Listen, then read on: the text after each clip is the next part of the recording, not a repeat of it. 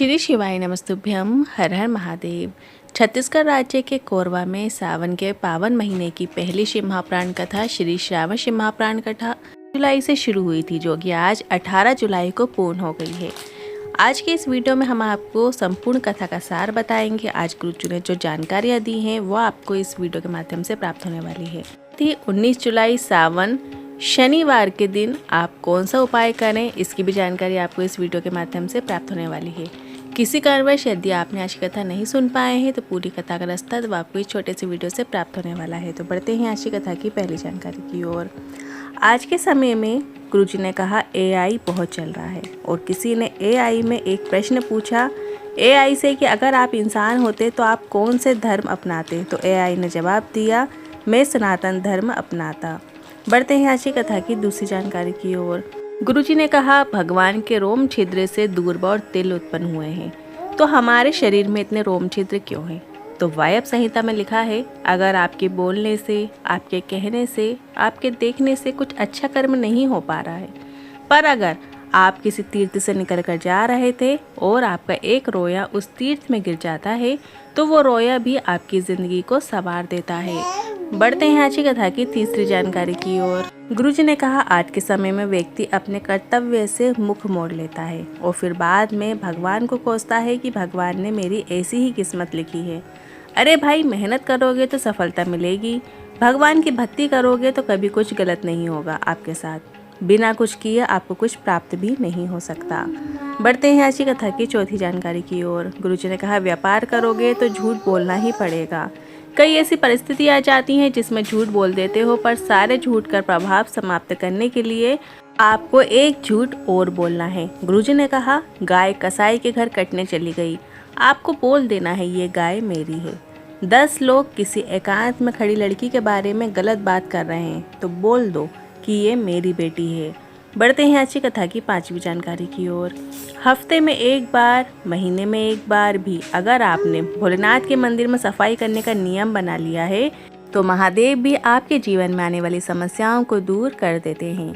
जितना कचरा आपके जीवन में होता है वो सब दूर कर देते हैं। कई बार हमारे पास भी कमेंट आती है कि भाई हमने पशुपतिनाथ व्रत किया, सारे नियम किए, सारे उपाय किए, पर हमारी जो परेशानी चल रही होती हैं वो दूर क्यों नहीं हो रही होती हैं। तो गुरुजी हमेशा अपनी कथाओं में कहते हैं कई बार हमारी फाइल मोटी होती है, हमारे जो पूर्व जन्मों के कर्म होते हैं वो ज़्यादा होते हैं। तो जब आप भोलेनाथ के मंदिर जाना शुरू करते हैं, वहाँ की साफ़ सफाई का कार्य करना शुरू करते हैं, तो आपके जो कृत्य होते हैं वो धीरे धीरे कटना प्रारंभ हो जाते हैं।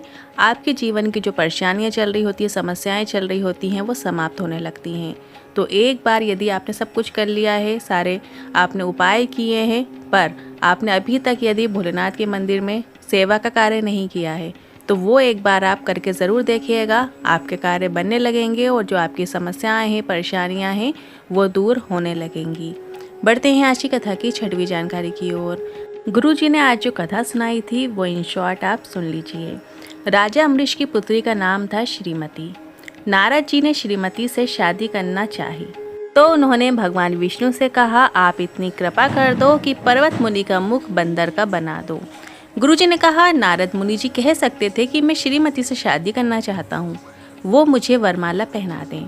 नारद जी ने क्या कहा कि पर्वत मुनि का मुख जो है वो बानर का कर दो, पर आप दूसरे के लिए गड्ढा खोदोगे तो गिरोगे आप ही।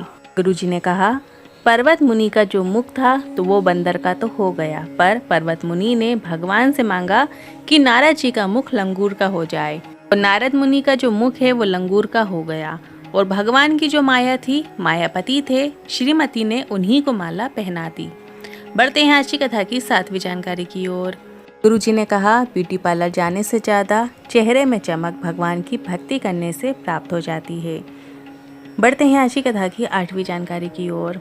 आज की औलाद स्टेटस लगा रही है माई वाइफ माई लाइफ। क्या काम की ऐसी औलाद? गुरुजी ने कहा भगवान से अगर औलाद मांगो तो ऐसी मांगना कि भगवान की भक्ति करने वाली हो, संस्कारी हो और मेरी सेवा करने वाली देना, क्योंकि आपके बेटे का status my wife my life नहीं, my mother is my life होना चाहिए। बढ़ते हैं आज की कथा की नौवीं जानकारी की ओर। 2 चीज़ें हमेशा श्रेष्ठ रखना, मति और श्रीमती। अगर मति श्रेष्ठ है तो घर में स्वर्ग है, अगर श्रीमती अच्छी है तो घर में स्वर्ग के दर्शन होंगे, नहीं तो घर में ही आपको नरक देखने को मिल जाएगा। पल पल में गुस्सा नहीं आना चाहिए। बढ़ते हैं आज की कथा की 10वीं जानकारी की ओर। गुरुजी ने कहा, कुबेश्वर धाम आओ तो अगर श्री शिवाय नमस्तुभ्यम का जाप और बाबा की भक्ति धारण कर सको तो ही आना। कावड़ यात्रा में शामिल होना है तो अगर विश्वास है तभी आना है, किसी के कहने पर आने की ज़रूरत नहीं है। आपका जब तक विश्वास नहीं होगा तब तक आपको भगवान की भगवत प्राप्ति नहीं हो सकती। बढ़ते हैं आज की कथा की 11वीं जानकारी की ओर। अगर आपको किसी ने कुछ अपशब्द कह दिया और बहुत बुरा भला कह दिया तो आपको उसको कुछ कहने की ज़रूरत नहीं है। आप चुप हो जाइए, मौन हो जाइए, क्योंकि शिव के भक्त के साथ कुछ गलत होता है तो उसे इसी जन्म में मरने से पहले उसका फल भोगना ही पड़ता है। वैसे ही गाली ही अपशब्द भी उसे भी सुनने को मिलेंगे, उसे भी कष्ट होगा, ये निश्चितता है। बढ़ते हैं आज की कथा की 12वीं जानकारी की ओर। इस कथा के बाद अब जो गुरुजी की अगली शिव महाप्राण कथा है, क्योंकि जो आज कथा है ये तो अंतिम दिन की कथा थी, और अब गुरुजी की जो अगली कथा है वो 21 तारीख से शुरू होगी। 21 जुलाई से 25 जुलाई तक ये कथा रहेगी, और जो कि ऑनलाइन होगी, टीवी पर ही आएगी, यूट्यूब के माध्यम से भी आप देख सकते हैं। और ये जो कथा रहेगी इसी बीच में, मतलब 21 जुलाई से 25 जुलाई कथा रहेगी, और बीच में जो 23 जुलाई पड़ेगी इस दिन सावन शिवरात्रि पूजन रहेगी, जो कि आप और हम सभी को मिलकर करना है। इसका समय जो रहेगा शाम को 7 बजे से 8 बजे तक रहेगा। फिर 23 जुलाई से 5 अगस्त तक जयंती भाई स्टेडियम भिलाई में शिव महाप्राण कथा होगी, जिसका समय दोपहर में 1 बजे से 4 बजे तक रखा गया है। फिर 6 अगस्त प्रदोष के दिन सीहोर में कावड़ यात्रा होगी, जो कि सुबह 9 बजे से सिमना नदी के तट से प्रारंभ होगी और कुबेश्वर धाम जाएगी। फिर गुरु जी की जो अगली शिव महाप्राण कथा है वो तेलंगाना हैदराबाद भाग्य नगर में होगी 13 अगस्त से 17 अगस्त। और फिर 4 नवंबर से 8 नवंबर श्रीलंका में शिव महाप्राण कथा होगी। अब बढ़ते हैं अगली 13वीं जानकारी की ओर। 19 जुलाई सावन शनि नवमी में आपको गुरु जी का बताया बिल्कुल नया उपाय करना है। 19 जुलाई सावन का महीना चल रहा है, शनिवार का दिन है और नवमी तिथि है। जीवन में जब बहुत अधिक कर्जा हो जाता है, पैसा आ ही नहीं रहा है, या इतना पैसा भी नहीं है कि सारनाथ महादेव के दर्शन करने काशी चले जाओ या कोई तीर्थ जा सको, तो उसे आपको क्या करना है, अपने घर के नज़दीक में जो भी शिवालय है वहाँ पर आपको जाना है। भोलेनाथ के मंदिर में जाकर ये नया उपाय करना है। आपको इस उपाय को करने के लिए 5 बेलपत्र, 5 दूर्वा, 5 कनेर के पुष्प और 5 काली तिल की आवश्यकता होगी। ये सभी चीज़ें आपको अपने सीधे हाथ में रख लेना है और सारनाथ भगवान का स्मरण करना है। शिवलिंग पे आपको ये सभी चीज़ें अर्पित कर देना है। 5 बेलपत्र, 5 दूर्वा, 5 कनेर के पुष्प, 5 काली तिल। आपको वीडियो में एक ही कनेर का पुष्प दिख रहा है, पर ये मत सोचिएगा कि आपको एक लेना है। जो क्वांटिटी हम बता रहे हैं आपको इतनी ही लेना है। 5 बेलपत्र, 5 दूर्वा, 5 कनेर का पुष्प और 5 काले तिल। सारनाथ महादेव का नाम लेके आपको ये सभी चीज़ें शिवलिंग पे अर्पित कर देना है, और इसके बाद 1 कलश से जल आपको सारनाथ महादेव का नाम लेते हुए अर्पित कर देना है। 2 कलश का जल भी आप ले सकते हैं और सारनाथ महादेव का नाम लेके अर्पित कर सकते हैं। 2 से 3 महीने लगेंगे, कर्जा चूक ही जाएगा, ये निश्चितता है। आज के उपाय से जुड़े मन में कोई सवाल या क्वेश्चन है तो कमेंट के जरिए पूछ सकते हैं। वीडियो थोड़ा भी उपयोगी लगा हो तो वीडियो को लाइक करके कमेंट बॉक्स में हर हर महादेव जरूर टाइप कीजिएगा। श्री शिवाय नमस्तुभ्यम।